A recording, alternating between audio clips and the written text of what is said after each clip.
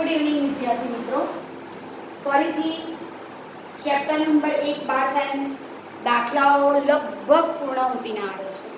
થોડાક બાકી છે પણ 2 દિવસમાં કમ્પ્લીટ થઈ જશે. ત્યારે આપણે ફરી આજે એક ઉદાહરણના અગત્યના દાખલા તરફ જઈ રહ્યા છે. ઉદાહરણ 1.9 રકમ પર ધ્યાન આપીશું. 10⁻8 કુલમ અને -10⁻8 કુલમ મૂલ્યના બે બિંદુવત વિદ્યુતભારો અનુક્રમે Q1 અને Q2 એકબીજાથી 0.1 મીટર અંતરે મૂકેલા છે.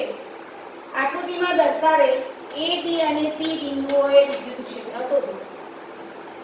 પહેલા વિધાનમાં આપણને જણાય છે કે 10⁻8 કુલમ અને -10⁻8 કુલમના બે બિંદુવત વિદ્યુતભારો Q1 અને Q2 એકબીજાથી કેટલા અંતરે રહેલા છે? 0.1 મીટરના અંતરે. જુઓ, Q1 બરાબર +10⁻8 કુલમ, Q2 બરાબર -10⁻8 કુલમ. આ બંને વીજભાર વચ્ચેનું અંતર 0.1 મીટર આપણને આકૃતિમાં આપેલું છે. આકૃતિમાં દર્શાવેલા A, B અને C બિંદુએ વિદ્યુત ક્ષેત્ર શોધો. A, B અને C બિંદુ પર વિદ્યુત ક્ષેત્ર શોધવું છે. અગાઉ આપણે ચર્ચા કરી ગયા છે કે જેટલા વિદ્યુતભાર હશે આ બધા જ વિદ્યુતભારને કારણે ક્ષેત્ર ઉત્પન્ન થશે. તો આપણે ગણતરી કરીશું. હવે આકૃતિ પરથી પહેલા તો મેં તમને સમજાવ્યું છે કે પહેલા જો આપણે આકૃતિને બરાબર રીતે સમજીશું તો ગણતરીમાં સરળતા રહેશે. તો સૌપ્રથમ હું +10⁻8 કુલમ વિદ્યુતભારને લીધે A પાસેનું વિદ્યુત ક્ષેત્ર નક્કી કરીશ. શું કરવાનું છે? A, B અને C બિંદુએ વિદ્યુત ક્ષેત્ર શોધવાનું છે. તો પ્રથમ આપણે A બિંદુ પરનું ક્ષેત્ર શોધીશું. વિદ્યુતભાર ક્યાં ક્યાં છે? અહીંયા અને અહીંયા. એટલે સ્વાભાવિક છે કે આ બંને વિદ્યુતભારો A પર ક્ષેત્ર ઉત્પન્ન કરવાના. તો મિત્ર આપણે એની દિશા દર્શાવીએ.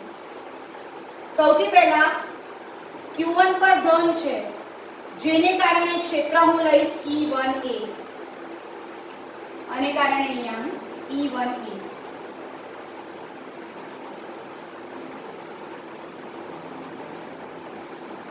એક પ્રમાણે આને કારણે અહીંયા લઈશું અને કારણે એ બિંદુ પર. તો આ તો ઋણ છે ને, એટલે ડાયરેક્શન તો આ જ થવાની. પેલા કરતા ઊંધી નહીં, આમ નહીં જશે. આ બી ધન હોતી તો ડાયરેક્શન આમ જતી, પણ આ ઋણ છે કે એની દિશા પણ આ બાજુ જશે, જેને હું કહીશ E2A. મિત્રો બધી વિગત બતાવવા જઈએ ને તો આકૃતિ થોડી ભેગી થઈ જાય, એટલે આપણે અહીંયા આકૃતિમાં EA, EB અને EC દર્શાવીશું. છતાં પણ હું અહીં બધું દર્શાવવાનો પ્રયત્ન કરું છું. ફરીથી Q1 બરાબર 10⁻8 કુલમ વિદ્યુતભારને લીધે એ બિંદુ પાસેનું વિદ્યુત ક્ષેત્ર E1A છે. માનાંકમાં E1A બરાબર kq/r². આકૃતિ પરથી આપણને દેખાય છે કે આને કારણે અહીંયા એટલે કે જમણી બાજુ, એટલે આપણે જમણી બાજુ લખ્યું છે. હવે આપણે એની ગણતરી કરીશું. k બરાબર 9 × 10⁹ q બરાબર 10⁻8 અને આનાથી આનું અંતર કેટલું દેખાય છે? 0.05 એનો સ્ક્વેર. આ ક્યાંથી આવ્યું? તો તમને ખ્યાલ છે કે r² છે છેદમાં એટલામાં.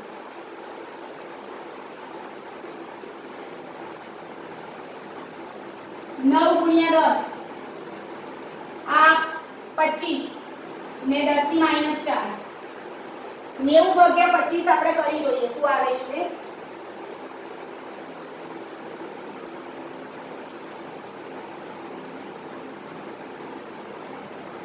3.6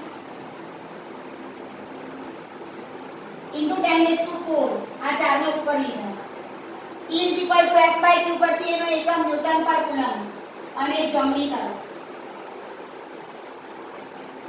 આ પહેલું આવી ગયું. હવે જો પ્રશ્ન વાંચો. આ વિદ્યુતભાર અહીંયા મૂકેલા છે એને કારણે A, B ને C પર, એટલે આને કારણે એ પર તો મળી ગયું E1A, પણ આને કારણે E2A શોધવાનું બાકી ને. એટલું આપણને ક્લિયર થઈ ગયું કે આ ઋણ છે તેની દિશા પણ આમની જ છે, એટલે હવે હું ગણીશ E2A.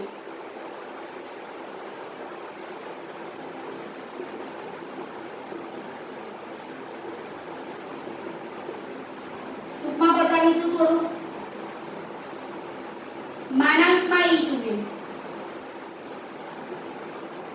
k બરાબર 9 ગુણ્યા 10 ની 9, q બરાબર 10⁻⁻8 આપણે માનાંક લીધું છે upon 0.05 સ્ક્વેર. ફરી એટલું જ ગણવાનું. 3.6 ગુણ્યા 10 ની 4 ન્યૂટન પર કુલમ.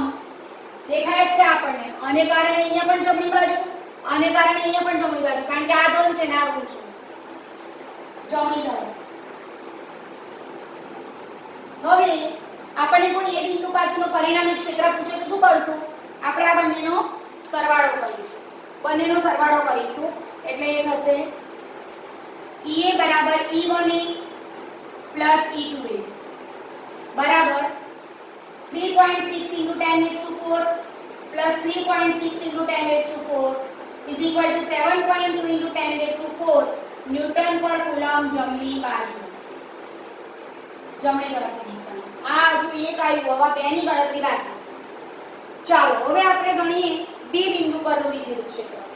બરાબર? કોને કારણે બી બિંદુ પર? જે વિદ્યુત બળ છે તેને કારણે. એટલે Q1 ને કારણે બી પર અને Q2 ને કારણે બી પર. બરાબર? Q1 ને કારણે બી પર તો આમ જ જશે, જેને હું કહીશ E1B. પણ Q2 ને કારણે બી પર જઈશ ત્યારે એ તો ઋણ છે ને, તો એની દિશા આમ જશે, એને હું કહીશ E2B. એટલે બધું ભેગું થાય એટલે જો ધ્યાન રાખજો, આને કારણે અહીંયા E1B અને આને કારણે ત્યાં ઋણ છે ને E2B. એટલે જો પહેલા વિદ્યુત બળ શું હતું? આને કારણે અહીંયા, આને કારણે અહીંયા, બંને એક જ દિશામાં. પણ અહીંયા બી બિંદુ જમણી બાજુ છે ને, સોરી ડાબી બાજુ છે ને, એટલે શું થશે? આને કારણે અહીંયા ડાબી બાજુ, પણ આને કારણે લઈશું ત્યારે ઋણ છે એટલે જમણી બાજુ, એટલે બંનેનું વિભાજન થઈ જશે. હવે હું વાક્ય રચના લખું છું. મિત્રો હવે આ વાક્ય આ તમને ખ્યાલ છે એટલે આપણે એને જવા દઈશું. ખાલી હું અહીંયા એટલું લખી દઈશ કે 0.05 આની જરૂર પડશે. ચાલો પહેલા વાક્ય રચના શું લખીશું? પ્લસ 10⁻⁸ કુલમ વિદ્યુત બળને લીધે ડી પાસે ડાયરેક્ટ વિદ્યુત ક્ષેત્ર લખું છું E1B is equal to K Q upon R square. ચાલ જોઈ લઈએ, જોજો હે કે આને કારણે અહીંયા ગણલું તો અંતર કેટલું હતું? આ બે વચ્ચેનું 0.05. આને કારણે અહીંયા ગણેલું તો પણ 0.05, પણ અહીંયા પરિસ્થિતિ બદલાઈ જશે. જ્યારે આપણે Q1 ને કારણે B પર ગણીશું ત્યારે તો 0.05 જ રહેશે, પણ Q2 ને કારણે B પર ગણીશું ત્યારે 0.1 વત્તા 0.05 એટલે સરવાળો થશે. આ મોટો તફાવત છે બંને વચ્ચેનો. એટલે આને કારણે અહીંયા ગણીશું ત્યારે 0.05 નો વર્ગ. ડાબી બાજુ ડાયરેક્શન ખાસ અગત્યની, એન્ટ્રન્સમાં પણ ધ્યાન રાખવાનું કે ડાયરેક્શન પર આપણે ભર મૂકવાનો છે. આગલા જેવો જ આન્સર આવ્યો છે 3.6 into 10⁻4 ન્યૂટન પર કુલમ ડાબી બાજુ. ચાલો હવે જરા વાક્ય રચના બદલીએ. હવે આવી ગયું ઋણની જ બળ. -10⁻⁸ કુલમ વિદ્યુત બળને લીધે ડી પાસે વિદ્યુત ક્ષેત્ર E2B બરાબર K Q માનાંક છે ધ્યાન રાખજો upon R square. હવે R કેટલું લઈશું? આકૃતિમાં જુઓ તો Q2 થી B નું અંતર કેટલું છે? તો આ 0.1 છે પ્લસ આ 0.05 છે એટલે 0.15 નો વર્ગ.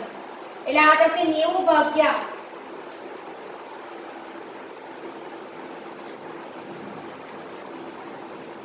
225 ગુણ્યા 10 ની 4. હવે 2 તો 4 ની અંદર ગયા ને.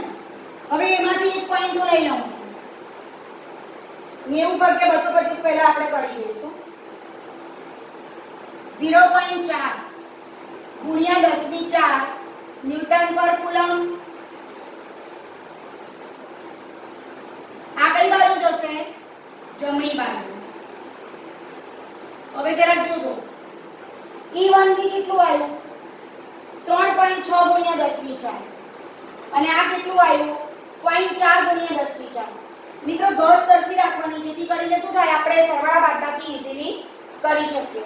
મેં હમણાં જ તમને એક વાત કરી કે આ બાજુનું જે છે ને ડાબી બાજુનું 3.6 જમણી બાજુનું 0.4 એટલે બે બિંદુ પરનું પરિણામી ક્ષેત્ર કેટલું થશે 3.6 ગુણ્યા 10 ની 4 ઓછા 0.4 ગુણ્યા 10 ની 4 બે બિંદુ પરનું ક્ષેત્ર થશે. સ્વાભાવિક છે કે આ મોટું છે ને એટલે પરિણામી ક્ષેત્ર કઈ બાજુનું હશે ડાબી તરફનું હશે. મિત્રો આ સમજ પડી ગઈ હોય તો આપણે એને ભૂસી કાઢીએ. આમાં આપણે આવું કંઈક જોઈ ગયેલા અને કારણે અહીંયા E1 અને કારણે અહીંયા E2 કારણ કે આવું નતું પેલું ધન હતું. બંને એક જ દિશાના હતા એટલે સરવાળો કરેલો બરાબર. બંને જમણી તરફના હતા એટલે પરિણામી પણ જમણી તરફ થઈ ગયો. દાખલો જરા લાંબો છે એટલે આપણે આ રીતના લખવો પડશે. હવે ડી બિંદુ પરનું શોધ્યું ને તો અને કારણે અહીંયા એટલે સ્વાભાવિક છે ડાબી બાજુ જવાનું k q r2 પણ જ્યારે અને કારણે અહીંયા લઈશું ત્યારે ડાયરેક્શન ઋણ એટલે આમની રહેશે. બીજી વસ્તુ કે આ 0.1 છે આ 0.05 છે એટલે અંતર થશે 0.15 બીજું આપણને દેખાય છે કે 3.6 ગુણ્યા 10 ની 4 અને 0.4 ગુણ્યા 10 ની 4 બેમાં મોટું આ છે એટલે બી બિંદુ પરનું પરિણામી વિદ્યુત ક્ષેત્ર શું થશે 3.6 ગુણ્યા 10 ની 4 ઓછા 0.4 ગુણ્યા 10 ની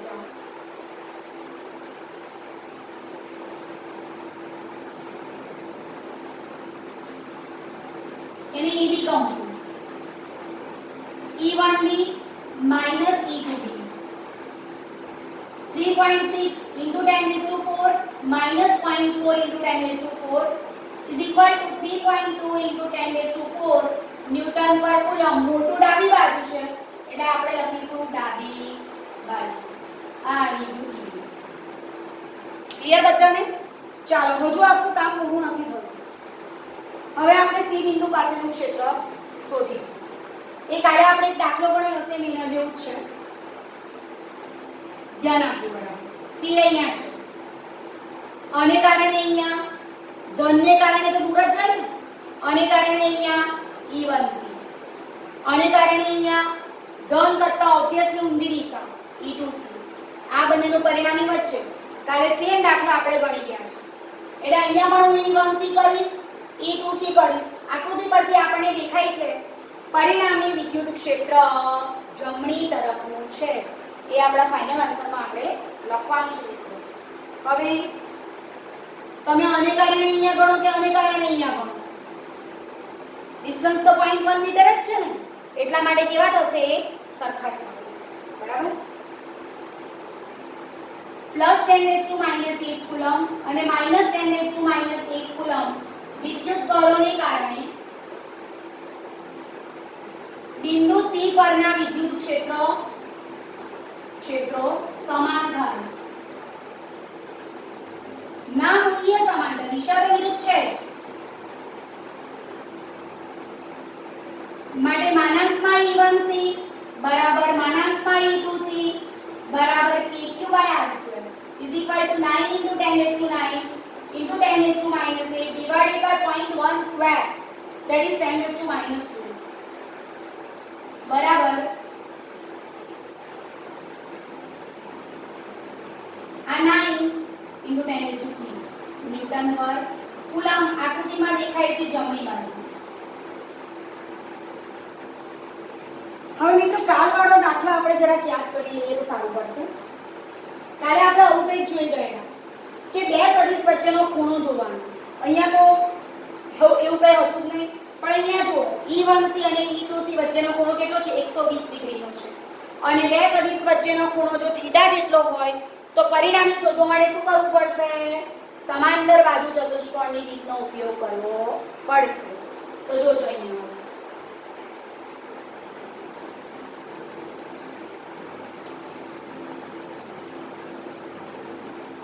under root E1C square plus E2C square plus 2E1C E2C cos 120 પણ માનાંકમાં E1C કે માનાંકમાં E2C તો E સ્ક્વેર જ છે એટલે અંડર રૂટમાં E square plus E square plus 2E square કાલે ચર્ચા કરી ગયેલા cos 120 -1/2 2 2 cancel under route 2e² - e² એટલે √e² એટલે e. બરાબર છે? એટલે એની વેલ્યુ કઈ આવી ગઈ? હમણાં આપણે શોધ્યું ને 9 × 10⁻3. હવે જવાબમાં આ ખાસ લખાવવું જોઈએ જમણી તરફ. બરાબર છે? આમ જોવા જાય તો ઘણા લાંબા જેવા લાગે આપણને, પણ મિત્રો એકદમ સરળ છે. જો તમે એને આકૃતિ દોરતા શીખી ગયા અને સદિશ દર્શાવતા શીખી ગયા તો તમારા માટે કોઈ કામ અઘરું રહેશે નહીં. હવે જોઈએ એક પ્રકારનો 1.10.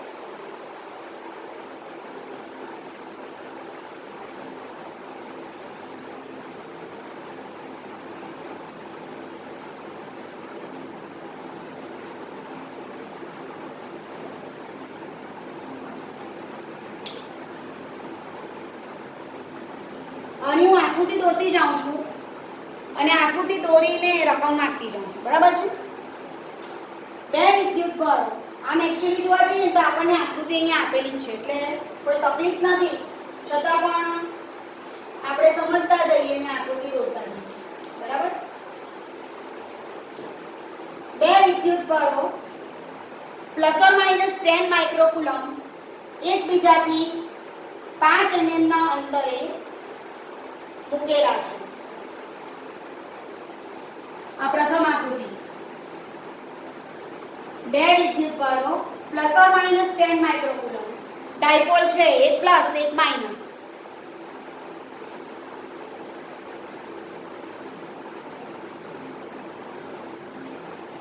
એકબીજાથી 5 mm ના અંતરે મૂકેલા છે. બરાબર છે?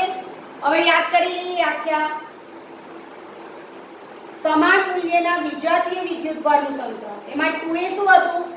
બે વિદ્યુતભાર વચ્ચેનું અંતર. એટલે અહીંયા આપણને 2a આપેલું છે 5 mm = 5 × 10⁻³ મીટર. આગળ વાંચીએ. આકૃતિ એમાં દર્શાવ્યા મુજબ ડાયપોલની અક્ષ પરના, શબ્દ ખૂબ જ અગત્યનો, ડાયપોલની અક્ષ પરના તેના કેન્દ્રથી 15 સેન્ટીમીટર દૂર, તેના કેન્દ્રથી 15 સેન્ટીમીટર દૂર ધન વિદ્યુતભાર બાજુ આવેલા P બિંદુએ, ધન વિદ્યુતભાર બાજુ આવેલા P બિંદુએ. ખ્યાલ આવી ગયો? આટલું જ પહેલા આપણે સોલ્વ કરીએ. ડાયપોલની અક્ષ, આ અક્ષ છે. બે વિદ્યુતભારોને જોડતી રેખા પર આવેલું બિંદુ એટલે અક્ષ પરનું બિંદુ. ડાયપોલની અક્ષ પર તેના કેન્દ્રથી 15 સેન્ટીમીટર દૂર, એટલે કેન્દ્રથી 15 સેન્ટીમીટર દૂર દર્શાવી. હું આને કેન્દ્ર કહું છું. આ 15 સેન્ટીમીટર આવેલા 15 સેન્ટીમીટર દૂર ધન વિદ્યુતભાર, એટલે મેં ધન અહીંયા લીધો તો મારો 15 પેલી બાજુ જવાનું. મેં ધન અહીંયા મૂક્યું છે એટલે આ P બિંદુ થયું. આ 15 સેન્ટીમીટર ને આપણે R કહીશું. 15 × 10⁻² મીટર. આ R થઈ ગયું. P બિંદુ પર શોધવાનું છે. હવે આપણે બીજી આકૃતિ સમજીએ અને પછી બેવની ગણતરી આપણે સાથે કરીશું. આકૃતિ B માં દર્શાવ્યા મુજબ O માંથી પસાર થતી. આકૃતિ B પણ આપણને A અને B પર આપેલા છે.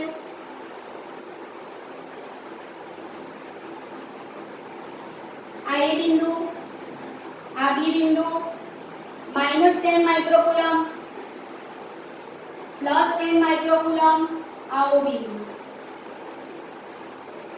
આકૃતિ B માં દર્શાવ્યા મુજબ O માંથી પસાર થતી અને અક્ષને લંબ રેખા પર O થી 15 સેન્ટીમીટર દૂર રહેલા Q બિંદુએ વિદ્યુત ક્ષેત્ર શોધો. ચાલો આવું કંઈક આપેલું છે. બે વિદ્યુતભારોને જોડતી રેખાના લંબ દ્વિભાજક પર આવેલું બિંદુ. આપણે આકૃતિ જરા વ્યવસ્થિત દોરીશું.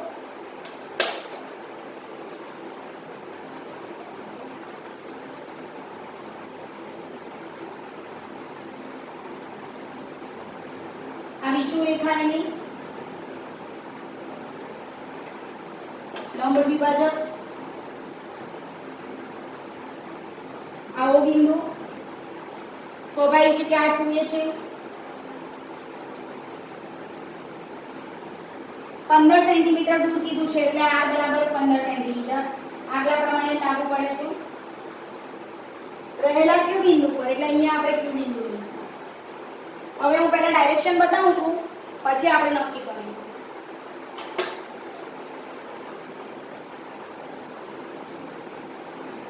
પછી આપણે એનું ટીમ બતાવીએ.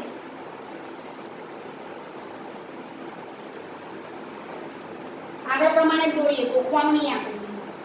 પ્લસ ને કારણે ક્યુ બિંદુ પર દૂર તરફ, માઈનસ ને કારણે ક્યુ બિંદુ પર આ બાજુ, બરાબર છે ને? તો પરિણામી તો આમ જવાની કે નહીં, બરાબર? ચોપડીની ફિગરમાં આપણને એ વસ્તુ બતાવેલી છે, હકીકતમાં એ આન્સરમાં આવી જાય એટલે બતાવવાની ન હોય, પણ આપણને એ લોકોએ બતાવી છે. હવે આપણે ગણતરી કરીએ. ટૂંકમાં આપણને ફિગરમાં એટલું દેખાય છે કે b થી a ની દિશામાં પરિણામી ક્ષેત્ર જાય છે, b થી a ની દિશામાં. ચાલો હવે ગણતરી કરીએ. સૌથી પહેલી બાબત છે ડાયપોલની અક્ષ પરના બિંદુઓ. ડાયપોલ અહીંયા ગોઠવીને શોધવાનું પણ અહીંયા જ છે.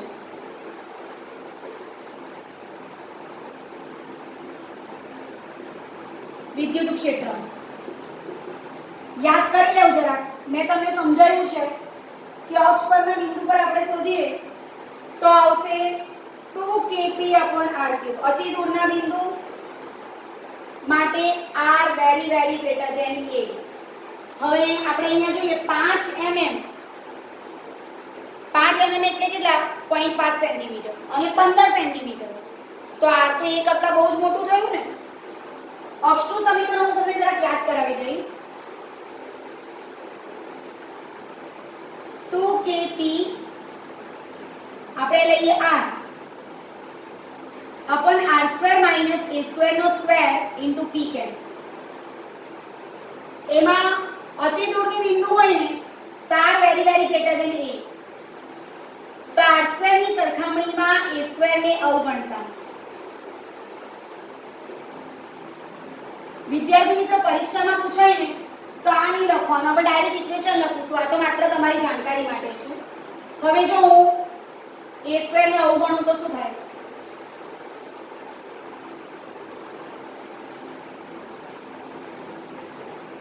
બે દુ 4 એટલે r ગયું ને અહીંયા ક્યુબ થઈ ગયું. તો અક્ષનું સૂત્ર શું છે? 2kp/r3. આની ગણતરી આપણે કરીએ. 2 * 9 * 10⁹ p બરાબર 2aq. એ આપણે લખવું પડશે અહીંયા. 2aq એટલે આ 2 દુ 4 થઈ ગયું. k ની કિંમત 9 × 10⁹ નહીં, 2a ને આપણે સાથે લીધું છે. 2k 2 * 9 * 10⁹ 2a બરાબર આપણને દેખાય છે 5 × 10⁻³ q બરાબર કેટલા છે? કોઈ પણ એક વિદ્યુત પરનું મૂલ્ય એટલે 10 × 10⁻⁶ ડિવાઇડેડ બાય r3. અહીંયાથી 15 સેન્ટીમીટરના અંતરે છે એટલે 15 × 10⁻² નો ક્યુબ. આટલાની ગણતરી કરવી પડશે, આપણે કરીએ. ટૂંકમાં હું એટલું જ કહેવા માંગુ છું કે અક્ષ પરના બિંદુ પરનું વિદ્યુત ક્ષેત્ર શોધવું હોય તો 2kp/r3 આવશે. હવે આપણે ગણતરી કરીશું. પહેલા હું દર વખતે કરીએ છીએ તે પ્રમાણે શું કરું છું? ઘનવાળું બાજુમાં લેવું છું. આ થઈ ગયું 9 × 18 18 × 5 90 ને પાછળ આ એક બિંદુ જોડ્યું. 10 થી 9 ઓછા 9 એટલે બેલેન્સ થઈ ગયું. છેદમાં 15 નો ઘન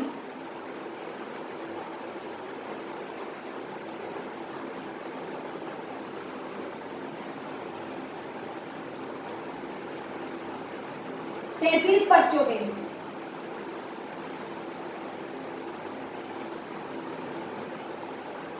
ને નીચે 10 થી -6 હતી ને તેને ઉપર લઈ જઈએ 10 થી 6 એટલે આને સરળતાથી સોલ્વ કરવા હું એક બિંદુ લગાવી દઉં છું. અહીંયા 10 થી 5 કરી નાખું છું છેદમાં 33/75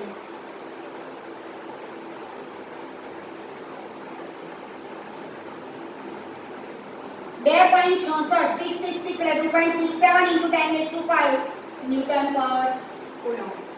આ પહેલો આન્સર આવી ગયો. હવે જો અહીંયા ક્લિયર છે કે ક્ષેત્ર કઈ બાજુ શોધો છો તમે? A થી B તરફની દિશામાં શોધો છો. આ A છે ને આ B છે. અહીંયા શોધો છો ને એટલે આ થશે A થી B તરફની દિશામાં.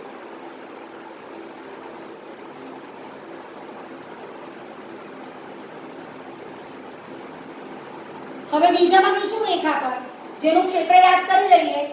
જો તમને મેં અક્ષ અને વિષુવરેખાની થિયરી સમજાવતી વખતે કીધેલું કે આ થિયરી નહીં આવડશે તો દાખલામાં કાચા રહી જશે, એટલે પહેલી તૈયાર કરવી પડે એ પ્રકારની થિયરી હતી. તો વિષુવરેખામાં એટલો જ કે છે બે નહીં લખવાનું, kp/r3 અને વિષુવરેખાને અક્ષ એટલે જે ડાયપોલ એ જ રેખા પર શોધવાનું. વિષુવરેખા પર વિદ્યુત બળોને જોડતી રેખાના લંબ દ્વિભાજક પર શોધવાનું. અહીંયા પરિણામી ક્ષેત્ર આમનું જ્યારે અહીંયા દેખાય છે જુઓ માઈનસ ને કારણે નજીક તરફ 10 ને કારણે દૂર તરફ પરિણામી આ દિશા. બરાબર. હવે આપણે એની ગણતરી કરીશું. હું અહીંયા કરું છું ઈ વિષુવરેખા. આમ એનું સૂત્ર આવું છે ને કે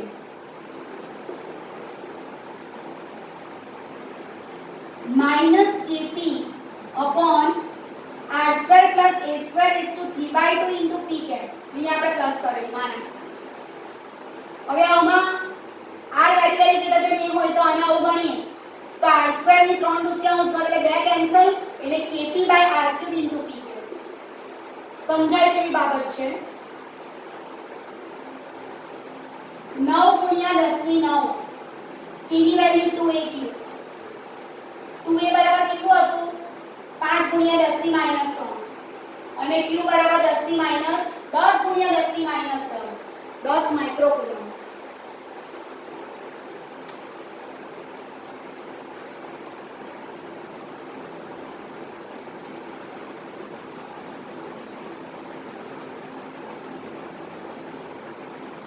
upon r³ કેટલા અંતરે હતું તો આ હતું કેટલું છે એટલે કે 15 × 10⁻². બરાબર. ગણી આંકડા વડે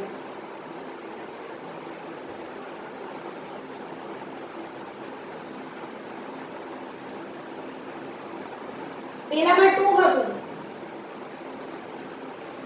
આમાં 2 નથી. 9 × 10⁹ 5 × 10⁻³ ને આટલું અહીંયા 2 કાઢી નાખવાનું એટલે કેટલું આવશે? આપણે ગણતરી કરીએ 15 નો ઘન તો આપણે ગણેલો જ છે 33/75.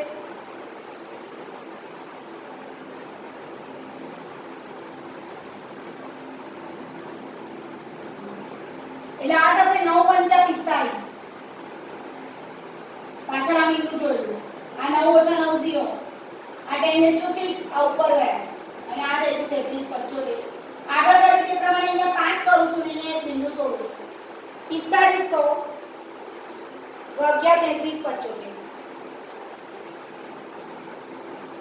અને બધા અડધું આવશે 1.333 × 10⁵ ન્યૂટન પર કુલમ. હવે જુઓ તો પરિણામી ક્ષેત્રની દિશા b થી a તરફ. આ દેખાય છે